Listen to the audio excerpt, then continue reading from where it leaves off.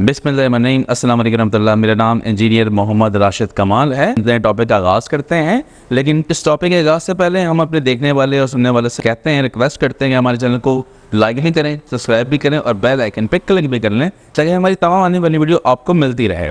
और अब हम अपने टॉपिक का आगाज़ करते हैं। हम एक सवाल और प्रैक्टिस करते हैं। सवाल हमारे पास रिमाइंडर थ्योरम के नाम से है, जो टॉपिक है हमारा। अब सवाल का मिजाज थोड़ा चेंज है। सवाल ये लिखा, फाइंड रिमाइंडर। अब आपने ये नहीं मालूम करना, हमारे अपनी प्रीवियस वीडियो के अंदर ये देखा होगा, हमने मालूम किया था कि एक ड्रम फैक्टर है कि नहीं है। तो हमने मालूम किया फैक्टर अगर 0 आ जाए तो फैक्टर होता है, 0 ना आए तो फैक्टर नहीं होता। रिमाइंडर जब भी 0 है तो फैक्टर होता है, रिमाइंडर 0 ना तो फैक्टर नहीं होता। इस बात को हमने सीखा था अपने प्रीवियस वीडियो के अंदर। आप हमारी इस वीडियो को देख सकते हैं। अच्छा जी, अब यहाँ पे सवाल क्या है? सवाल ये कि find reminder of this value is divided by x minus y. कहने का ये मतलब है, जब आप इस सवाल को, इस चीज़ों को अगर डिवाइड करवाते हैं x माइनस वाई से, तो वैल्यू क्या होगी? तो कहने का ये मतलब है कि इसमें आप करते ये हैं कि बाय यूजिंग रिमाइंडर थ्योरम। और रिमाइंडर थ्योरम क्या कहता है आपको कि जो भी आपको वैल्यू दी हुई है, इसको px मान सकते हैं, इस पूरी वैल्यू को px मान सकते हैं हम। तो px जो आएगा वो आपके पास क्या आएगा? x4 plus x square y square plus y4। देखें भी x का मतलब है कि हम जस्ट कंसीडर कर रहे हैं वेरिएबल x को। y हमारे लिए एज अ कांस्टेंट बिहेव करेगा यहाँ पर, तो हमने x की वैल्यू को यहाँ पुट करवाना है। और जिसका को डिवाइड करवाना होता है उसको आप इक्वेट करते हैं 0 के बराबर, तो ताकि आपको x की वैल्यू मिल सके।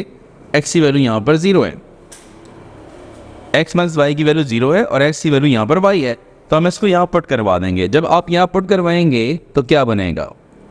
P y is equal to y की power 4 plus y square, then already we have y square with x square, तो हम यहाँ पे वाई स्क्वायर के साथ लिख देंगे और y4 यहाँ पर वैसे लिख देंगे।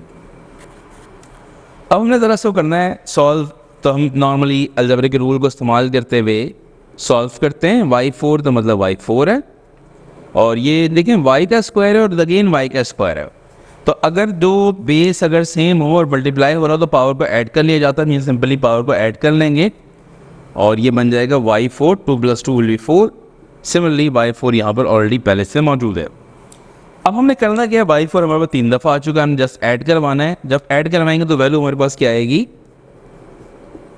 3y4। ये जो वैल्यू हमारे पास आती है इसे हम कहते हैं रिमाइंडर, और ये रिमाइंडर जो है यहाँ पर वो 3y4 है। तो ये हमारे लिए आंसर हो जाएगा यहाँ पे। अच्छा, सवाल के मुताबिक आप आंसर को वर्डिंग में या सिंपल रिक्वायरमेंट्स को फॉलो करते हुए जवाब देते हैं। अगर आपने हमारे रिमाइंडर थ्योरम की जो हमारी प्रीवियस 2 वीडियो आपने देखी होगी, उसमें फैक्टराइज को मालूम करना था ये फैक्टर है कि नहीं है। जब फैक्टर मालूम करना था, मेरे आंसर लिखने का अंदाज यहाँ पे चीज़ था, वहाँ पे हम लिख रहे थे इट इज़